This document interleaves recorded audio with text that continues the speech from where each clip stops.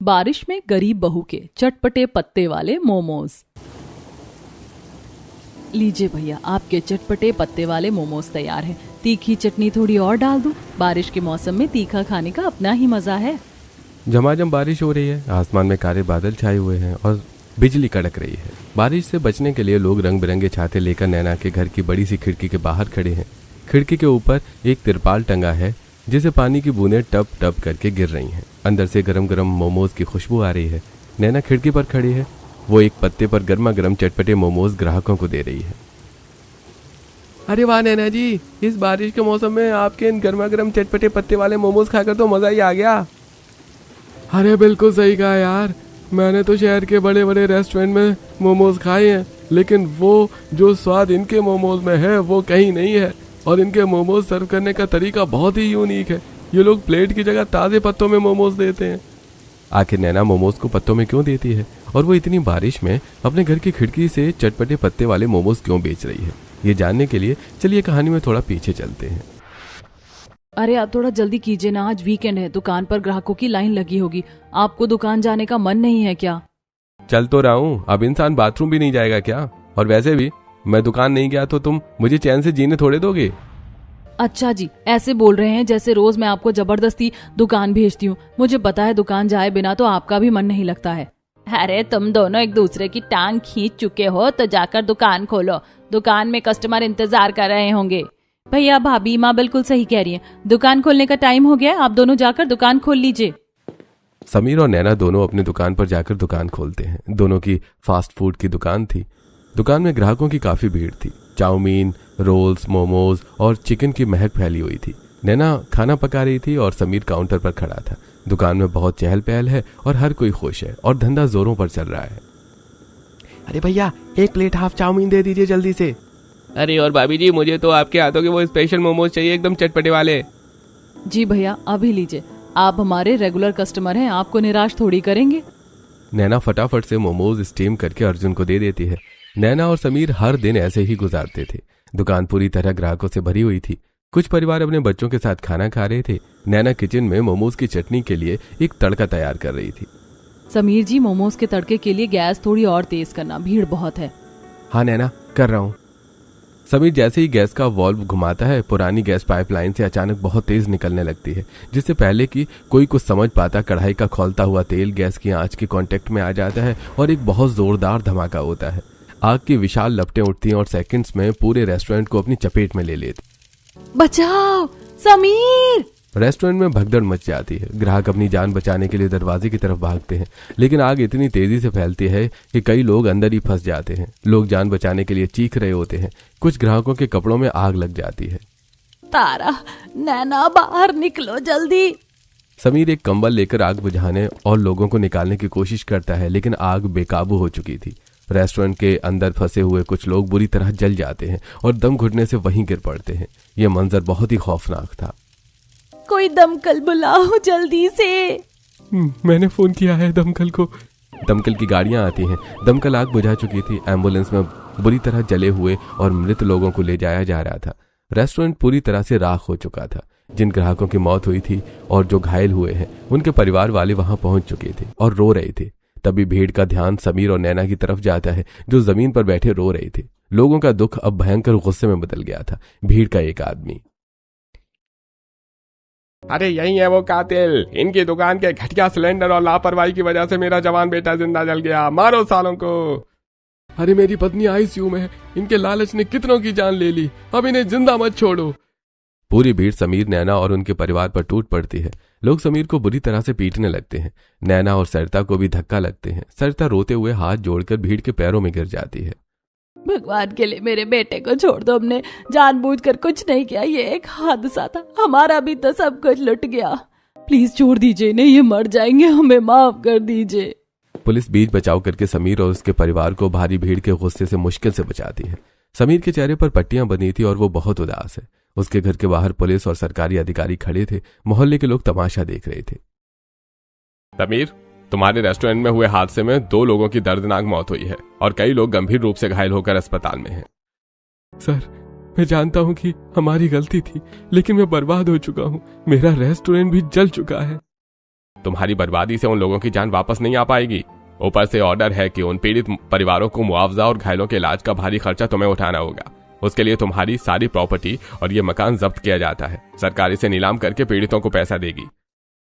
Uncle जी ऐसा मत कीजिए, अगर आप हमारा घर छीन लेंगे तो हम सड़क पर आ जाएंगे। घर को सील करो। समीर, नैना, सरिता और तारा को उनके ही घर से बाहर निकाल दिया जाता है। दरवाजे पर सरकारी ताला लग जाता है। वो लोग अपने हाथों में बस कपड़ों की एक एक गठरी लिए रोते हुए सड़क पर आ जाते हैं। एक शाम नैना और उसके परिवार की दुनिया उजड़ चुकी थी, रास्ते में भटकते हुए। समीर जी, अब हम लोग क्या करेंगे?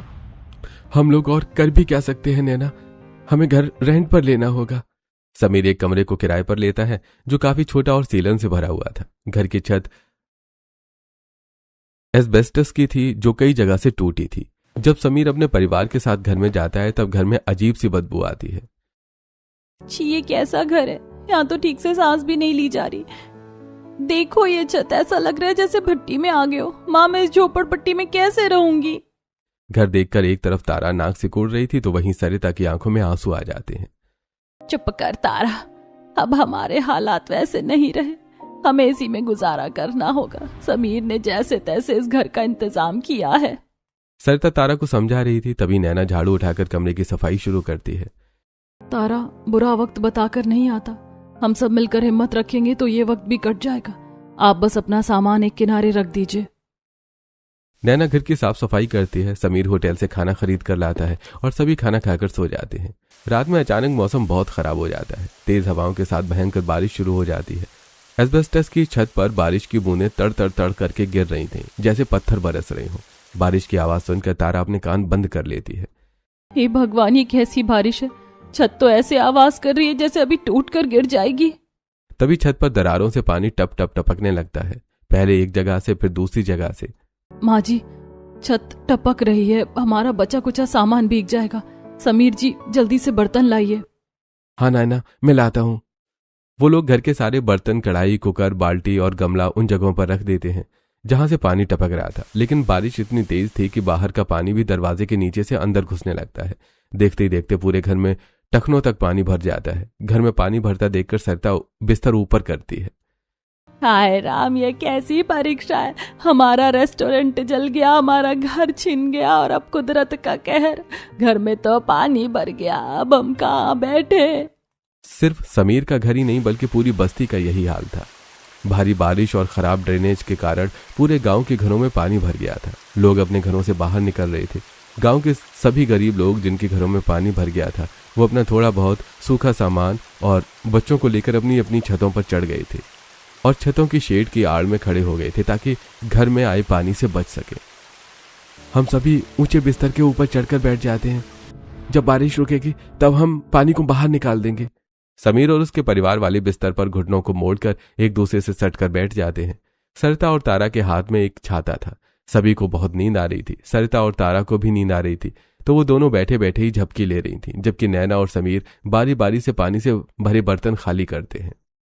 सुनिए जी, लग रहा है कि आज की रात तो पानी निकालते हुए ही कट जाएगी। अरे, नई जिंदगी की शुरुआत हो रही है नैना, तो परेशानी तो आएगी ही ना। नैना और समीर दोनों इस तरह बातें करते हैं। वो पूरी रात सो नहीं पाते, बस जागकर सुबह होने का इंतजार करते हैं।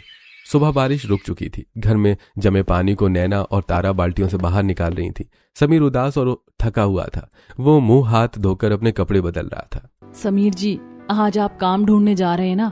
देखिए बाहर अभी भी कीचड़ है, संभल कर जाइएगा। हाँ नैना, मुझे जाना ही होगा। घर में खाने को एक दाना नहीं है। मैं किसी रेस्टोरेंट में काम ढूंढता हूँ।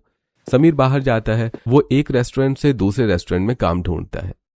सर, मैं बहुत गरीब हूँ, मुझे काम की बहुत जरूरत है। मैंने खुद की फास्ट फूड की दुकान चलाई है, मुझे कुकिंग का सारा काम आता है। अरे भाई, तो वही है ना जिसकी दुकान में आग लगी थी और लोग मर गए थे। अरे, जब तू अपनी खुद की दुकान में लोगों को जिंदा जला सकता है तो मेरे रेस्टोरेंट में क्या काम करेगा? यहाँ भी आग लगानी है क्या? चल भाग यहाँ से, कोई नौकरी नहीं है तेरे लिए। समीर एक के बाद एक कई जगह पर जाता है लेकिन हर कोई उसे यही ताना मारता है। वो हताश होकर सड़क पर चलने लगता है। तभी अचानक फिर से जोरदार बारिश शुरू हो जाती है। मैं लोगों को कैसे समझाऊं कि जो हुआ उसमें मेरी कोई गलती नहीं थी, वो तो बस एक एक्सीडेंट था। बारिश बहुत तेज हो रही थी। समीर के पास छाता नहीं था। वो बारिश से बचने के लिए दौड़ता है और एक बड़े से टीन के शेड के नीचे जाकर खड़ा हो जाता है। वो शेड के सामने एक कारखाना था। समीर देखता है कि वहां से कई लोग बाहर निकल रहे हैं। हे महादेव, मैं अपने परिवार के पास खाली हाथ कैसे जाऊंगा, वो सब भूखे हैं। वो हिम्मत करके कारखाने के मैनेजर के पास जाता है। सर, मैं बारिश से बचने के लिए यहाँ खड़ा था। मैंने देखा यहाँ काम चल रहा है, क्या मुझे यहाँ कोई काम मिल सकता है? मैं कुछ भी कर लूंगा सर। देखो, यहाँ सिर्फ सब्जियों को छांटने का काम है। जो अच्छी सब्जियां हैं उन्हें रेस्टोरेंट में भेजना होता है। मेहनत का काम है और पैसे बहुत कम मिलेंगे। करेगा? जी सर, मैं करूंगा। मेरे लिए कोई भी काम छोटा नहीं है। समीर पूरे दिन जी जान लगाकर काम करता है। शाम को जब कारखाना बंद होता है तो उसे 100 रुपए मजदूरी मिलती है। सर, क्या मैं वो सब्जियां ले जा सकता हूँ जो आपने खराब समझकर अलग फेंकी हैं? उनमें से कुछ पत्ते अंदर से बिल्कुल ताजे और अच्छे हैं। अरे हाँ, ले जा। वो तो वैसे भी कचरे में जाने वाले हैं। समीर उन फेंके हुए सब्जियों में से जो साफ सब्जियां होती हैं उन्हें एक कैरी बैग में भर लेता है और खुशी खुशी घर की तरफ लौटता है। लेकिन रास्ते में फिर से भयंकर बारिश शुरू हो जाती है। समीर के पास छाता नहीं था तो वो पूरी तरह से भीग जाता है। समीर बुरी तरह खांसते और कांपते हुए घर आता है और वो पूरी तरह से भीगा हुआ था। अरे नैना, जल्दी से कुछ पोंछने के लिए दो और ये सब्जियां पकड़ो। तारा जल्दी से सब्जियों का बैग पकड़ती है और नैना समीर को गमछा ला कर देती है। सरता समीर को इतना भीगा देखकर उस पर गुस्सा करती है और परेशान होती है। हे भगवान, तू पूरा भीग गया है समीर। क्या जरूरत थी इतनी बारिश में भीगने की? पहले इतनी मुसीबतें, अब तू बीमार पड़ गया तो क्या होगा? माँ, मुझे काम मिल गया। ये लो पैसे और मैं ये कुछ सब्जियां लाया हूँ। समीर चक्कर खाकर जमीन पर गिर पड़ता है। उसे बहुत तेज बुखार आ गया था। समीर जी, क्या हुआ आपको? तारा, जल्दी से एक सूखा कपड़ा लाओ। नैना जल्दी से अपनी सूती साड़ी का एक कोना फाड़ती है, उसे पानी में भिगोती है और समीर के माथे पर ठंडी पट्टियां रखने लगती है। समीर एक पुरानी चारपाई पर लेटा हुआ है। उसे बहुत तेज बुखार है। नैना एक बर्तन में ठंडा पानी लिए बैठी है और समीर के माथे पर ठंडे पानी की पट्टियां रख रही है। आप बिल्कुल चिंता मत कीजिए, बुखार जल्दी उतर जाएगा। नैना, घर की हालत देख रही हो। अरे मेरे पास कोई काम नहीं है और ऊपर से ये कम वक्त बुखार, कैसे चलेगा हमारा घर? तभी अचानक बाहर जोरदार बारिश शुरू हो जाती है। बादलों की गड़गड़ाहट के साथ मोटी मोटी बूंदें घर की छत पर गिरने लगती हैं। कुछ ही सेकंड्स में छत से पानी टपकने लगता है। पानी ठीक समीर की चारपाई के पास टपक रहा था। हे भगवान, एक तो ये गरीबी और बुखार, ऊपर से ये बारिश, अब ये छत फिर से टपकने लगी। भाभी, आप भैया को देखिए, मैं कुछ करती हूँ। तारा भागती हुई घर के बाहर जाती है। बाहर गली में पानी तेजी से बह रहा था और घर के दरवाजे के अंदर आ रहा था।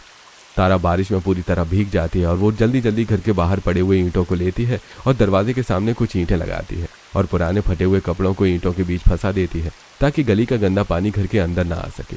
उसके बाद वो भागकर अंदर आती है और रसोई से कुछ बर्तन, पतीले और बाल्टियां लाकर उन जगहों पर रख देती है जहां जहां छत टपक रही थी। मैंने बाहर ईंटें और कपड़े लगा दिए हैं, पर अंदर तो हर जगह पानी टपक रहा है। रात भर नैना समीर की सेवा करती है। अगली सुबह समीर की हालत थोड़ी बेहतर होती है, लेकिन वो कमजोर था। नैना की नजर उस कैरी बैग पर पड़ती है जिसमें समीर सब्जियां लेकर आया था। समीर नैना को पैसे देता है। अरे बहू, ये ले पैसे, राशन की दुकान पर जाकर कुछ खरीद कर ले आ। नैना सरता के हाथ से पैसे लेती है और राशन की दुकान पर जाकर राशन और मैदा ले आती है। वो सभी के लिए भुजिया रोटी बना देती है। समीर भी रोटी भुजिया खाकर अपने काम पर चला जाता है। सब्जी के कारखाने में काम करके समीर जैसे तैसे अपने घर को चला रहा था। एक रात नैना रसोई में खाना बना रही थी। इस बारिश के मौसम में जहाँ कुछ लोग गरम गरम भुट्टा पकौड़े खाते हैं, वहीं ये बारिश हम गरीबों के लिए किसी अभिशाप से कम नहीं है। आप बिल्कुल सही कह रही हैं माँ। जब से बारिश शुरू हुई है मैंने एक दिन भी कुछ गर्मा गर्म नहीं खाया। सरता और तारा एक दूसरे से बातें कर रही थी। नैना रसोई में बैठी बैठी उनकी बात सुन रही थी। तभी छत से एक बूंद पानी सीधा कढ़ाई के खौलते तेल में गिरता है और छन्न से तेल नैना के हाथ पर गिरता है। अरे बहू, तू ठीक है ना? जल तो नहीं गई? हमें कम से कम अपनी रसोई की छत तो ठीक करवानी ही पड़ेगी। ऐसे कैसे खाना बनेगा? अरे आप लोग चिंता मत करो, मुझे नौकरी तो मिल गई है। हम लोग पैसे जमा करेंगे और छत को कुछ दिनों में ठीक करवा लेंगे। नैना खाना बनाती और सभी खाना खाकर बारिश में जैसे तैसे सोते हैं। अगले दिन पूरे मोहल्ले में पानी भर गया था। बाढ़ जैसे हालात थे। बारिश थोड़ी कम हुई तो समीर काम पर पहुंचता है। मैनेजर उसे एक बड़े से गोदाम में ले जाता है। अरे भाई, इतनी बारिश में भी आ गए तुम? हाँ ठीक है, काम पर लग जाओ। देखो, तुम्हें सब्जियों को अलग अलग छांटना है। जो अच्छी है उन्हें अंदर भेजो और जो खराब है उन्हें डस्टबिन में डालो। समीर पूरी ईमानदारी से दिन भर काम करता है। शाम को मैनेजर खुश होकर उसे उसकी दिहाड़ी देता है। लो भाई आज के तुम्हारी काम की मजदूरी। और हाँ, ये जो बेकार दाग वाली सब्जियां तुमने छाटी हैं, अगर ये तुम्हें चाहिए तो तुम अपने घर ले जा सकते हो। जी सर, बहुत बहुत शुक्रिया। समीर एक कैरी बैग में वो सब्जियां पत्ता गोभी गाजर टमाटर लेकर घर आता है। घर में सास बहू और नंद बैठी थी। तभी अचानक फिर से मूसलाधार बारिश शुरू हो जाती है। जल्दी से ये कपड़े हटा के रख देती हूँ वरना सब भीग जाएंगे। सरता और तारा कपड़े साइड करती हैं। नैना ने पहले ही खाना बना लिया था तो वो सभी को खाना देती है और सभी खाना खाकर आराम करते हैं। अगले दिन समीर फिर से काम पर चला जाता है और उसके जाने के बाद बारिश शुरू हो जाती है। नैना, बहुत अच्छा हुआ बारिश समीर के काम पर जाने के बाद शुरू हुई। अब तो वो पहुंच गया होगा। नैना सरता की बात सुन रही थी, तभी अचानक उसका ध्यान रसोई की तरफ जाता है। माँ जी देखिए, मैदे में पानी गिरकर मैदा खराब हो रहा है। भाभी एक बात बोलूं क्या?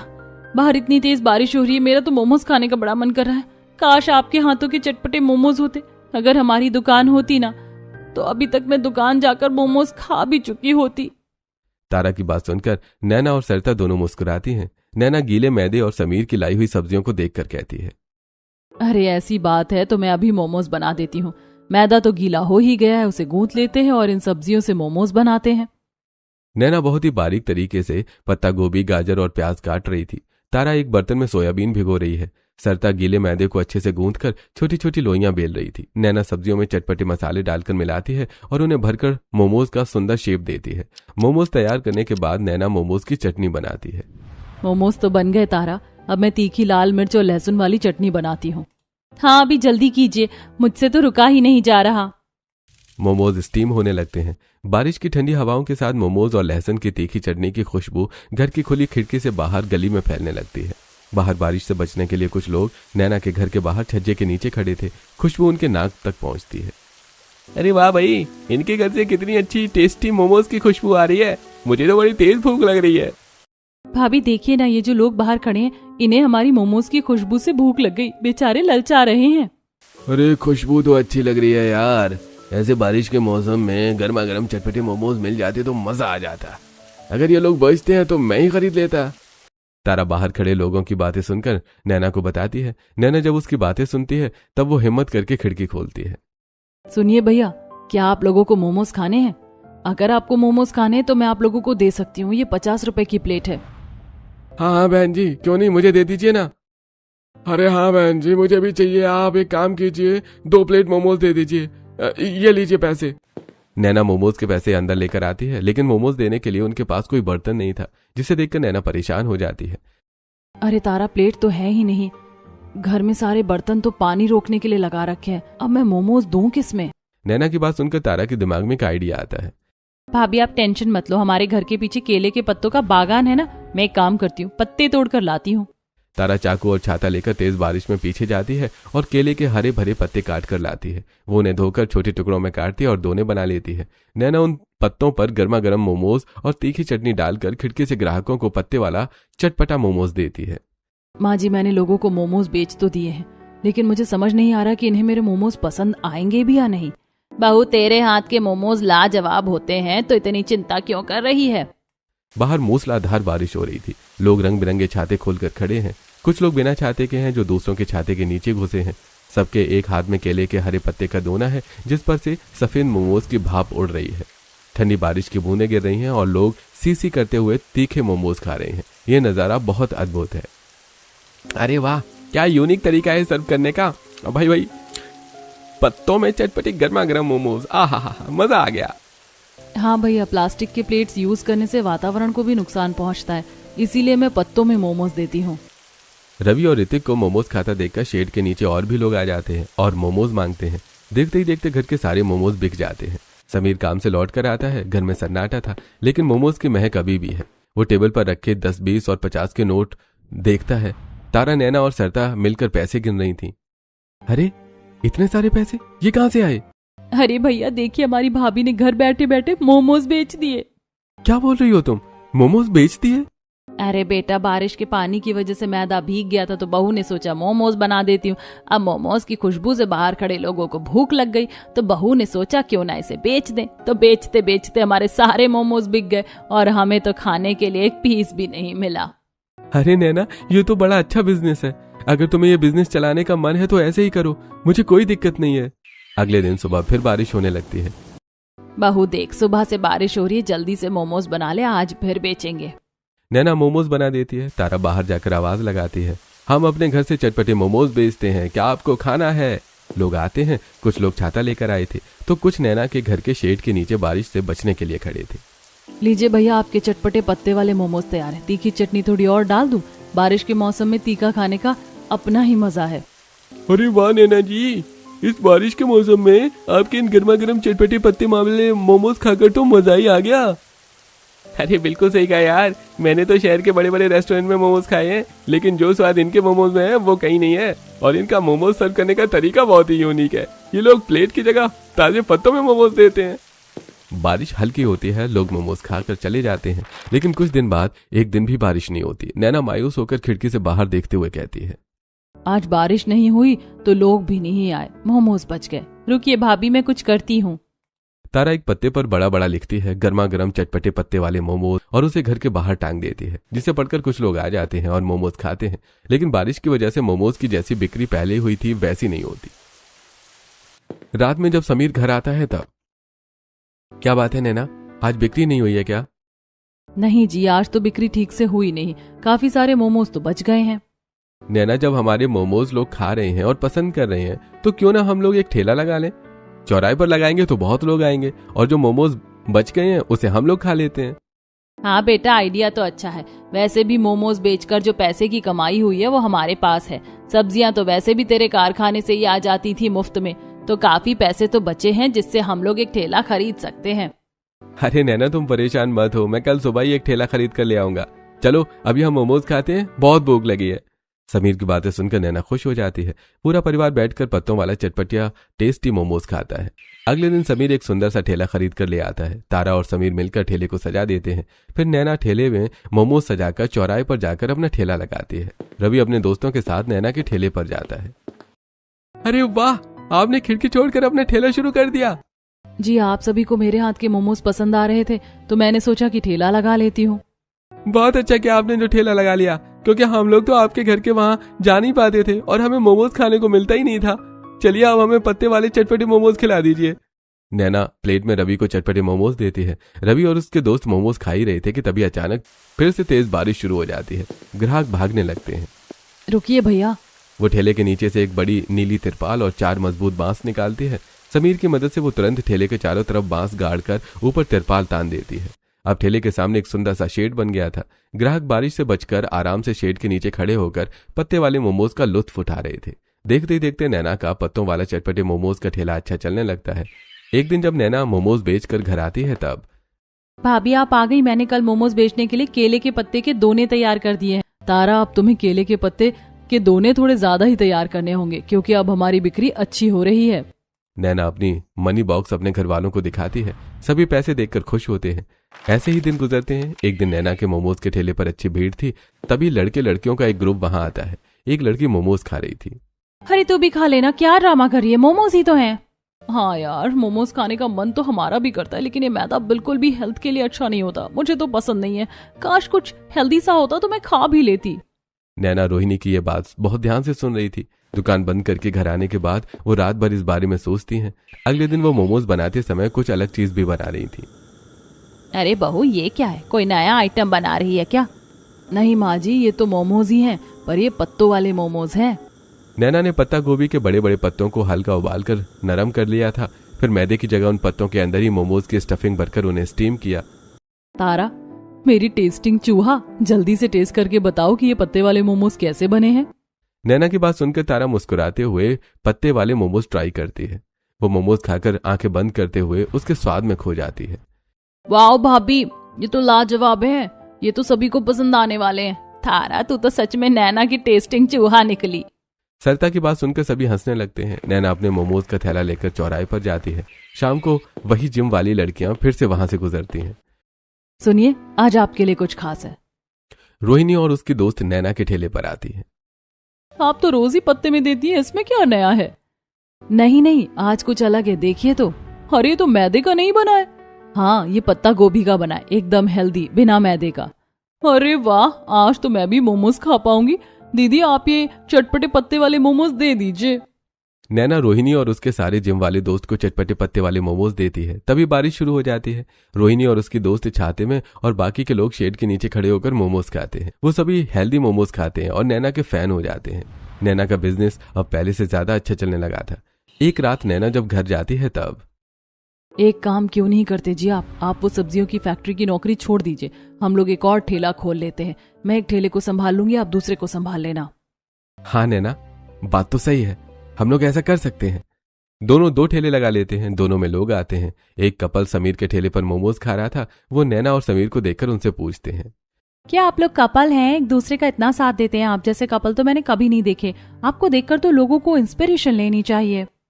नैना और समीर एक दूसरे को देखकर शर्माते हैं। ऐसे दिन गुजरते हैं। एक दिन नैना और समीर ठेले का काम खत्म करने के बाद रात में घर आकर खाना खाकर थक कर सोए थे। तभी रात में अचानक बारिश शुरू हो जाती है और छत टपकने लगती है। बहू देखो ना, हमारे घर की छत टपकने लगी है। मैं सोच रही थी अब तो हम लोग पैसे अच्छे कमाने लगे। एक काम करते हैं, हम लोग ये घर छोड़कर अपना एक नया पक्का घर ले लेते हैं। हाँ माँ, तुम सही कह रही हो। वैसे भी यहाँ बिल्कुल भी आराम नहीं मिलता। अगर हम लोग दिन भर इतना काम करने के बाद रात को चैन से सो भी नहीं पाए तो क्या फायदा इतना मेहनत करने का। बारिश से परेशान होकर समीर और नैना एक सुंदर पक्का मकान खरीद लेते हैं और अपने पूरे परिवार के साथ अपने नए घर में आ जाते हैं। वाह भैया, ये घर तो हमारे पहले वाले घर से भी ज्यादा बढ़िया और सुंदर है। यहाँ कोई छत नहीं टपकती। समीर और नैना हॉल के सोफे पर बैठे हुए थे। सरिता नैना के सिर पर हाथ फेरते हुए कहती है, हाँ बेटी, ये सब तेरे भैया और भाभी की मेहनत की वजह से ही हुआ है। नहीं माँ जी, आप लोगों ने भी तो हमारा इतना साथ दिया, हमेशा हर काम में हमारी मदद की है। भैया भाभी, मैं सोच रही थी कि अगर हम लोग पहले की तरह अपना कोई चटपटे पत्ते वाले मोमोज का रेस्टोरेंट खोले तो कैसा रहेगा। नहीं तारा, अब हम लोग रेस्टोरेंट नहीं खोलेंगे। तुम्हारी भाभी सही कह रही है तारा। हमारी पुरानी दुकान के साथ जो हुआ वो मंजर मैं अभी तक नहीं भूला हूँ। हमारे लिए तो ये ठेला ही ठीक है। नैना और समीर चौराहे पर अपने अपने चटपटे पत्ते वाले मोमोज का ठेला संभालते हैं। एक दिन दुकान पर ग्राहक थोड़े कम थे तो दोनों अपने अपने ठेले के टेबल पर बैठकर बातें करने लगते हैं। थैंक यू नैना, मेरा हर कदम पर साथ देने के लिए। कैसी बातें करते हो? मैं आपका साथ नहीं दूंगी तो और कौन देगा? तुम्हारे मोमोज, तुम्हारे वो पत्ते वाले मोमोज के आइडियाज की वजह से ही आज हम यहाँ पर हैं। उस दिन अगर तुमने हिम्मत करके अपनी टूटी हुई खिड़की से मोमोज नहीं बेचे होते तो पता नहीं हम लोग आज यहाँ होते भी या नहीं। शायद हम अभी भी उसी टूटे घर में बारिश के पानी से परेशान रहते। आप बारिश को कुछ मत बोलिए जी। बारिश की वजह से ही तो हमने ये सब शुरुआत की। अगर वो पानी छत से मैदे में ना गिरता तो ना मैदा गीला होता और ना मैं मोमोज बना पाती। बारिश नहीं होती तो हम लोग कभी यहाँ तक नहीं पहुँच पाते। दोनों एक दूसरे को देखकर मुस्कुराते हैं और वापस अपने काम पर लग जाते हैं।